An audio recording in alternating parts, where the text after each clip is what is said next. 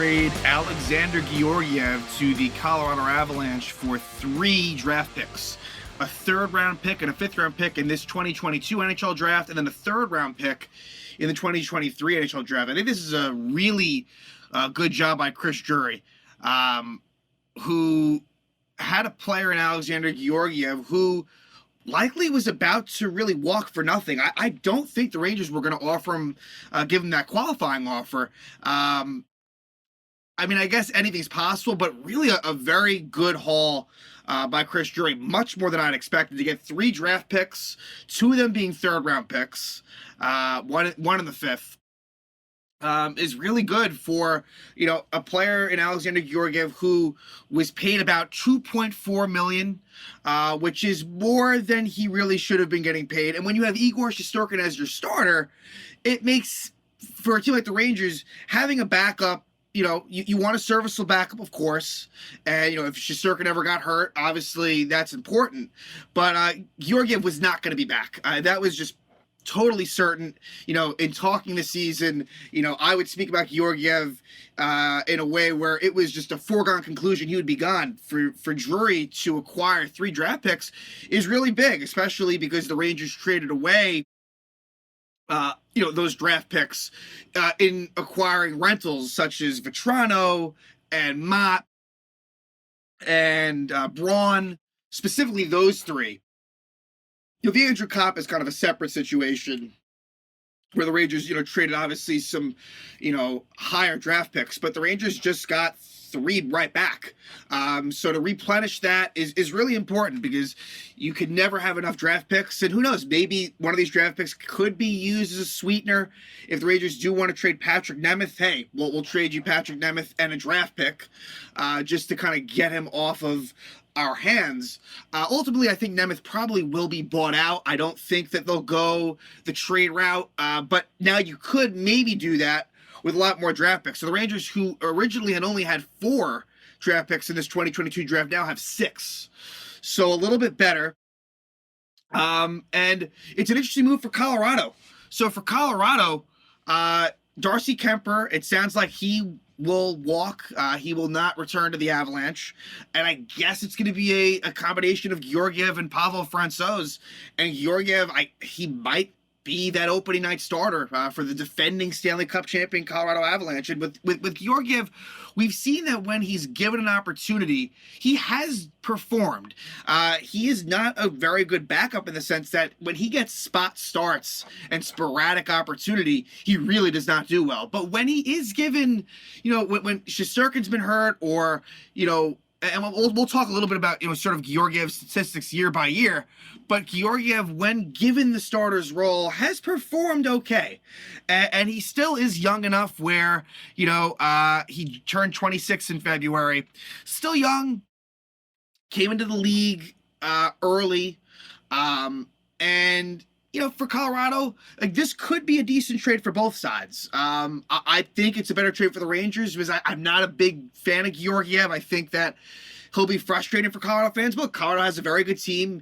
Maybe you can sort of disguise some of Georgiev's shortcomings, but it's just interesting that, and this is credit to Shesterkin, but Shesterkin had just much better numbers behind the same team than Georgiev had. I mean, Georgiev finished with a below 900 save percentage this season. Like I said, it progressively got worse for Georgiev, and I just think mentally there's issues with Georgiev as well, where it just seems like he gets down on himself, pouts a little bit. I think confidence is a bit of an issue, but also one could argue overconfidence, that he really feels like he's a starter in this league.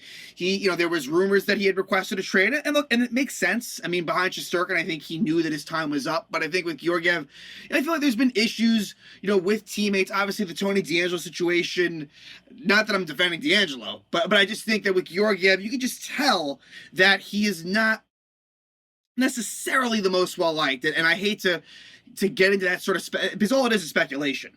That is not based in fact, but it just based on watching the team and how they interact. It does seem like Georgiev was a bit of a loner on that team, and the goalie is a different position entirely. But I think with Georgiev, I think Ranger fans didn't love him just for the attitude that it felt like he brought. It didn't seem like he was necessarily supportive as the backup of Shesterkin. It seemed like he was, more so upset about the situation than anything. But with Georgiev, he was someone who was it's what's really nice is Jeff Gorton, acquires him. He's an undrafted player, undrafted free agent, and eventually, he gave the Rangers some pretty good years, and the return is 2 third-round picks and a 5th-round pick. That's pretty good. That's pretty good asset management by the Rangers.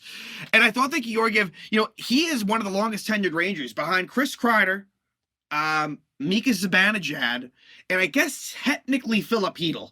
Although Hedl was kind of up and down, Georgiev was basically about the 4th, at least 5th longest tenured Ranger. He was still there in the Alain Vigneault era, which, like I said, which is probably just those 4 Rangers.